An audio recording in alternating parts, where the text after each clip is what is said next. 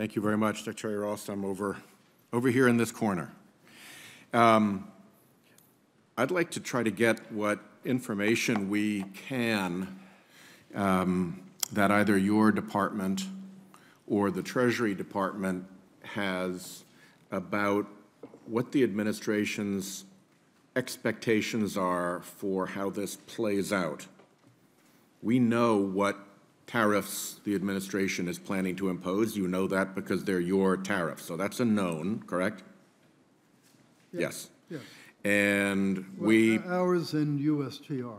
And we probably have some pretty solid intelligence and estimates and conclusions about if we do X, the Chinese do Y, the Canadians do Y. So we have some capacity to predict what the trade countermeasures are likely to be.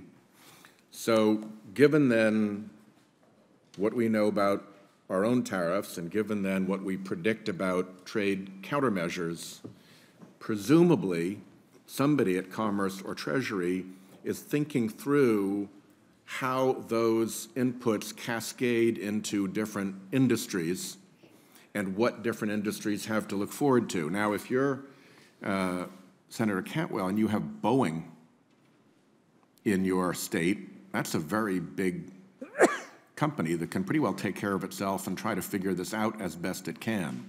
But if you're a Rhode Island parts manufacturer with 30 employees who are providing things to Boeing, it's really hard to know how this apparently unplanned or only simply planned or partly planned cascade of tariff consequences are to come down and hit you. So I guess my question is, what does the Commerce Department have, and to the extent that you know it, what does the Treasury Department have by way of predictions as to how these trade conflicts will cascade into the American economy and who needs to worry the most? What do you have for information? I assume you looked at that kind of stuff before you embarked on this, and I'd like to see whatever it is that you've got. Okay.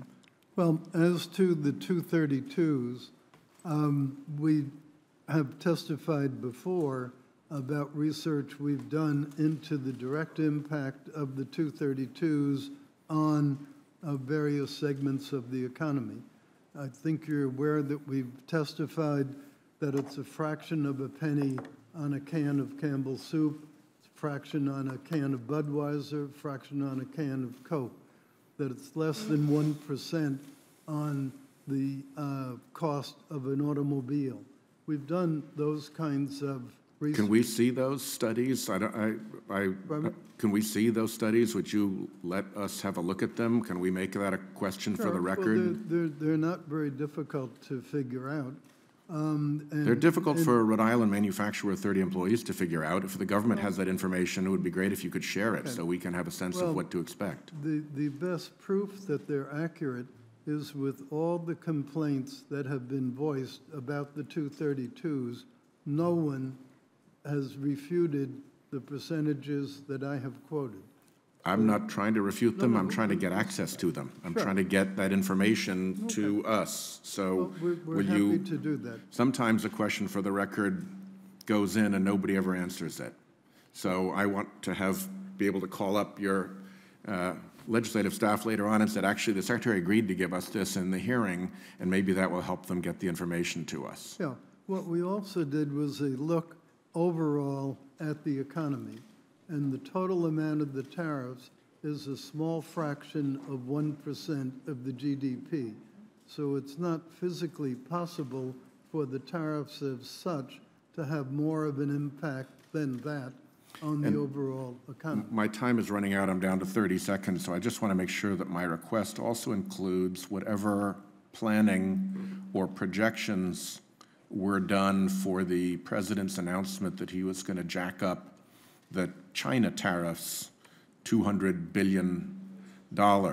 So specific to that particular trade threat, I'd like to see what the economic projections are as to how that plays through. Well, that one is not commerce. That relates to the U.S. trade rep. The Yeah, but I've got 301 you here, so I assume if you have access to that material, right? You're the Secretary of Commerce. They're not going to tell you, no, you can't see that. I really think you're proper party to ask that, too. We're not 301. We're the 232s. I'll be happy to relay the request to the U.S. trade rep. So you're truly telling me that you're not going to answer this question?